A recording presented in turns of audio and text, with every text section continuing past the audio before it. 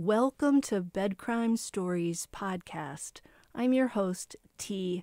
Good morning, good afternoon, good evening, bed crimers. As always, I wish you the best. To anyone new here, a warm welcome. Thank you for checking out my channel. Let me just ask that after listening to or watching this video, if you learned something or enjoyed it, please do me a favor and smash that like button. Now, let's dig in. Hey bed crimers, what's happening? T here with the story of the Gilgo Beach Serialist. Just like Dennis Rader, aka BTK, terrorized the town of Wichita, Kansas for decades before finally getting caught, an unidentified monster dubbed the Gilgo Beach Serialist was, on some level, always in the back of the minds of those living on Long Island's South Shore. It all started back in 2010. So that's when a 24-year-old aspiring actress named Shannon Gilbert from Jersey City, New Jersey, suddenly disappeared in May. She'd vanished after an escort job in Oak Beach, which is an isolated gated community several miles from Gilgo Beach. On December 11th, 2010, while searching for Shannon, Suffolk County Police discovered a set of female remains along a desolate stretch of Ocean Parkway between Gilgo Beach and nearby Cedar Beach. But the remains didn't belong to Shannon Gilbert, so the officers kept searching around that same area, knowing that that's where Shannon was last heard from. And 2 days later, they found 3 more sets of female human remains spread over about a quarter mile, roughly 500 feet apart. And none of the remains belonged to Shannon. Can you imagine? They're looking for one missing person, and instead they stumble on what appears to be a potential serialist dumping ground or graveyard. It's like, oh my God, we may be dealing with a serialist. And for the people of Long Island who live near Gilgo Beach, it was perhaps even scarier. Whoever had done this was still out there and could strike again at any time. That's a moment when you start looking at your neighbors with a side eye. Like, who among us might be a potential psychopath? And I'm sure females in the area who had previously enjoyed solo walks and runs on Gilgo Beach never went back there alone. Upping the creep factor was that those 4 sets of female remains were from women who were all in their early 20s, all under 5 feet tall, all around 100 pounds, and all with hazel green eyes. If this was the work of a serialist, which it clearly looked like, then he had a specific physical type. I heard one investigator say that maybe the perpetrator picked petite women because they're easier to move from place to place when deceased, as in dead weight. But it could also be because he was someone who got off on being domineering and using his larger size, if he was indeed larger, to control and hurt these women. Here's how the timeline of the 4 initial sets of remains being found went down. So that first set of female remains that were found on December 11th of 2010 were stashed away in bushes, and they belonged to 24-year-old Melissa Bartholomew. Bartholomew had been living in the Bronx, but was originally from the Buffalo area. She went missing on July 12th of 2009. Then, just 2 days later, after finding Bartholomew, when police located the remains of the 3 additional females, the remains belonged to 25-year-old Maureen Brainard Barnes of Norwich, Connecticut. She'd been missing since July 9th, 2007. And 27-year-old Amber Lynn Costello, who was last seen in North Babylon on Long Island on September 2nd of 2010, and 22-year-old Megan Waterman, who was last seen leaving a hotel several miles northeast of where the bodies were found. All three women, along with Melissa Bartholomew, had advertised their escort services with their photos on Craigslist, and all had disappeared between the period of July of 2007 and September of 2010, so roughly a 3-year period. Being found so close to one another and all having this work history in common led them to quickly being dubbed the Gilgo Four.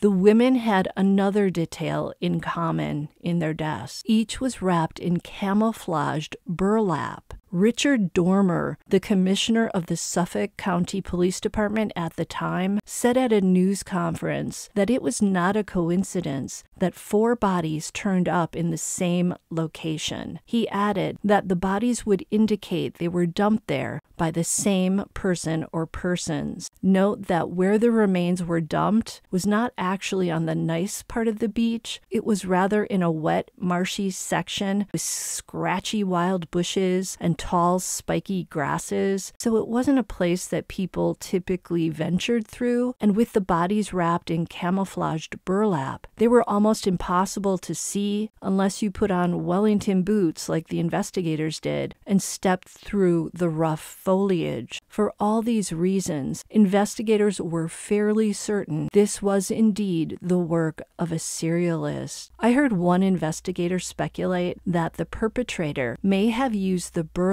not only because it offered camouflage, but also because it's breathable, which apparently makes for quicker decomposition. But the nightmare on Gilgo Beach wasn't over. A few months later, on March 29th of 2011, the partial skeletal remains of another female were found several miles east of where the bodies of the Gilgo Four had been found. This body became known as Jane Doe number 5 before investigators were finally able to identify her as Jessica Taylor. Taylor, too, had been an escort, and it sounds like some of her remains had previously been discovered in the village of Manorville on Long Island back in 2003. So if whoever did in Taylor was the same person who harmed the Gilgo Four, if it indeed was one person, then his killing spree went back as far as 2003. But it's possible Taylor met with death at the hands of someone else altogether. Then, the following month, on April 4th of 2011, 3 more sets of remains were found. They belonged to an Asian male in his late teens or early 20s who the authorities said was wearing women's clothing and appeared to have died a violent death.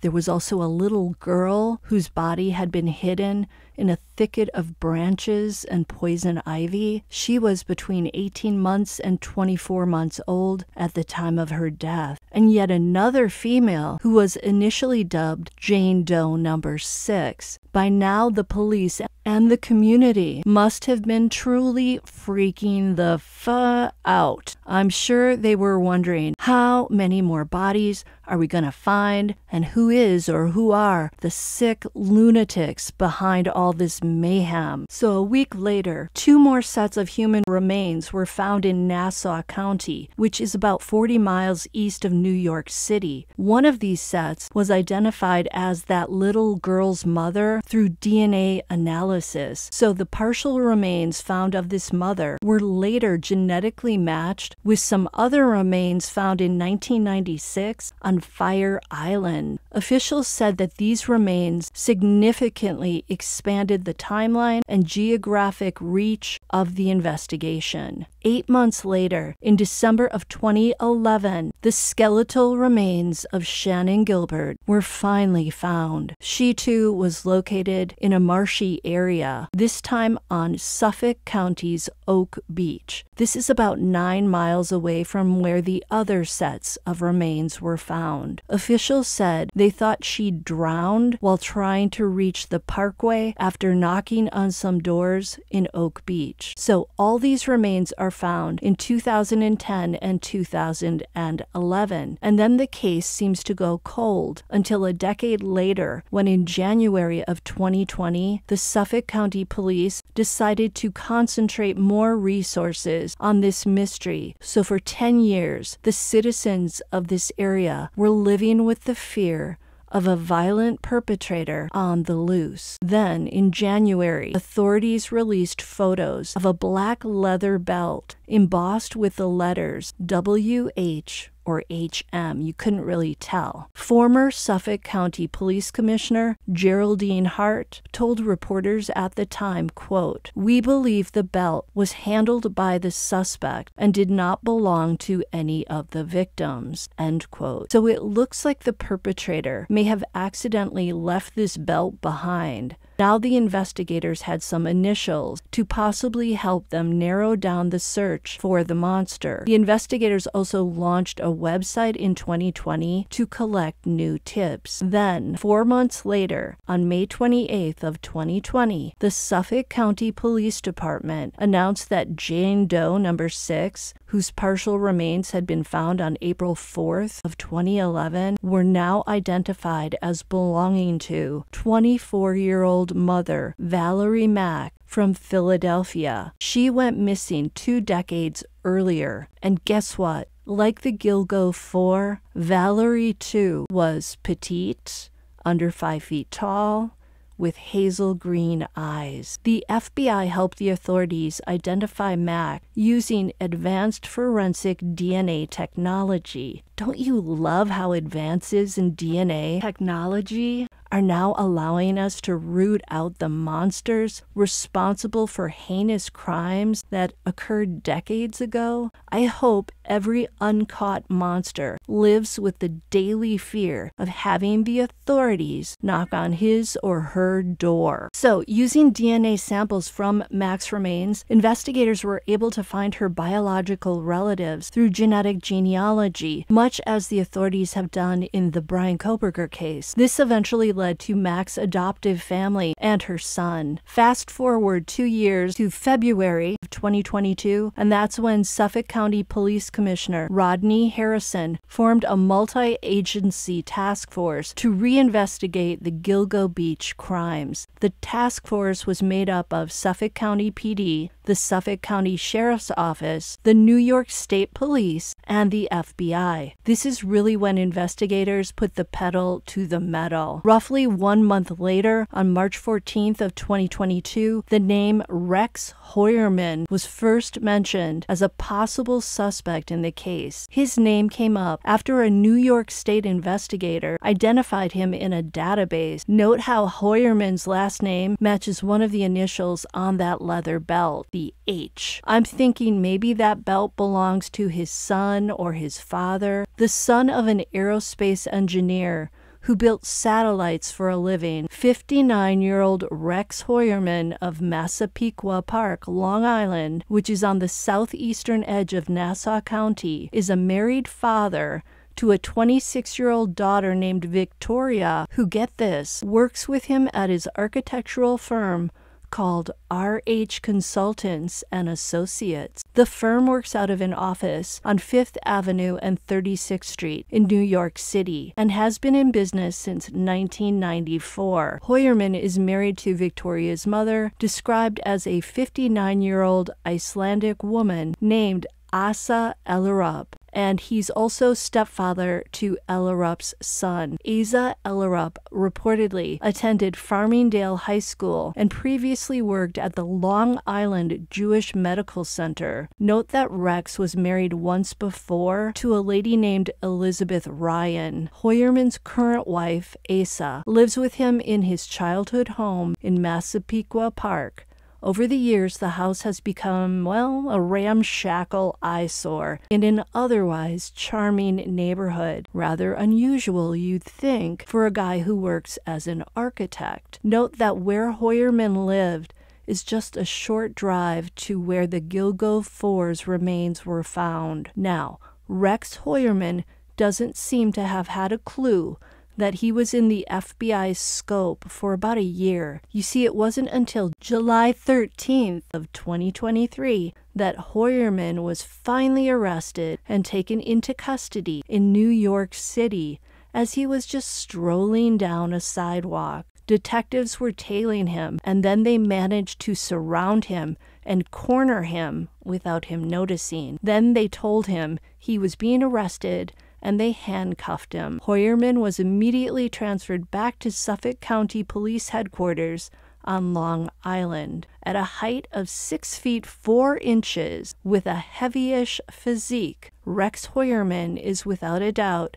a scary-looking dude, especially when you factor in the crimes he's accused of. Someone described him as resembling an ogre, and I think that's pretty much spot on. And not only does he look intimidating, apparently his neighbors have been saying that he and his house give off a creepy vibe, so much so that many would not allow their kids to trick-or-treat there on Halloween. One neighbor said that he and another dad decided to take their kids to that house this past Halloween just to see what the scary Rex Heuermann might do. Apparently, the Heuermanns handed the kids pumpkins filled with candy. So I'm assuming those plastic pumpkins, but they were filled with candy, like a lot of candy. And when their wives heard that their husbands had taken their kids to that house, they made the kids throw the candy out.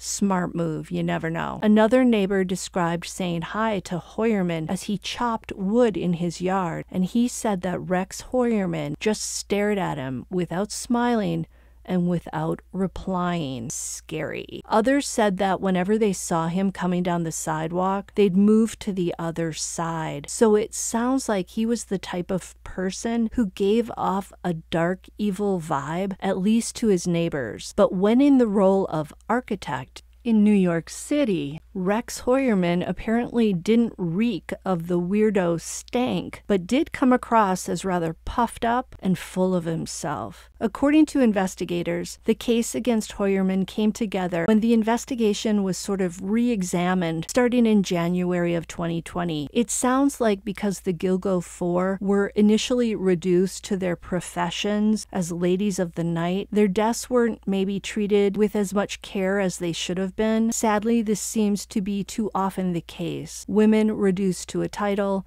and then considered not as valuable. So wrong. During the investigation that started anew, more than 300 subpoenas and search warrants were issued to collect evidence and tie Rex Heuermann conclusively to at least 3 of the female victims. That's why Heuermann has only been charged with 3 counts of first degree for 3 of the women: Megan Waterman, Amber Costello, and Melissa Bartholomew. However, he is named as the prime suspect in the death of Maureen Brainerd Barnes as well, and the authorities have hinted that more charges could be coming. Heuermann pleaded not guilty to the charges and told his attorney as he cried that he's not the perpetrator. Standing next to him in the courtroom was his distraught-looking wife, Asa. When asked about her husband's case, Asa is quoted as saying, "Please leave me alone. I will not be saying anything." Unquote. Heuermann is being held without bail. I think that's a good call. Understatement. Monster cries when caught after allegedly taking the lives of 4 women. Interesting. Of course, he's innocent until proven guilty in a court of law, but the evidence sounds extremely strong. In March of 2022, investigators found that a first-generation Chevy Avalanche, the same type of truck that a witness believed to have been driven by whoever did in Amber Costello, was registered to Rex Heuermann at the time of Costello's death. Other evidence found linking Heuermann to the crimes are burner phones that he used to contact the victims. Investigators found calls to the victims originated from locations connected to Rex Heuermann. Investigators also said they narrowed cell tower records from thousands of possible individuals down to hundreds and then down to a handful. They focused on residents in the area of the cell towers who matched a physical description provided by that same witness who saw the truck. Task force members learned that Heuermann lived close to one Long Island cell site and worked near New York City cell sites where other calls originated. And get this, a series of, quote, taunting calls where a male caller admitted to doing in and essaying Melissa Bartholomew were made from her phone to her family members from the vicinity of Heuermann's office in Midtown Manhattan during the summer of 2009. Heuermann also used burner phones to contact sex workers, massage parlors, and he also created false names for an email account he used to search for such workers, and as well, Yucky Child Pete. He also searched for podcasts and documentaries about the Gilgo Beach case and the investigation. Yes, serialists do read articles and watch podcasts about their own crimes. The crucial break in this whole horrible case came in January of 2023. That's when investigators took a swab from a leftover pizza crust that Heuermann discarded in the trash outside his Manhattan office. Apparently, the investigators nabbed a cup from his trash before this, but it didn't have enough DNA on it. The DNA on the pizza crust was linked to a hair found on the bottom of the burlap used to wrap Megan Waterman's body. Think about that. Crime scene investigators located one of Heuermann's hairs on this burlap and matched it to his DNA on that pizza crust. In addition, hair believed to be from Heuermann's wife, Asa Ellerup, was found on or near 3 of the female victims. DNA was collected from bottles inside a garbage can outside the Heuermann home to get her DNA.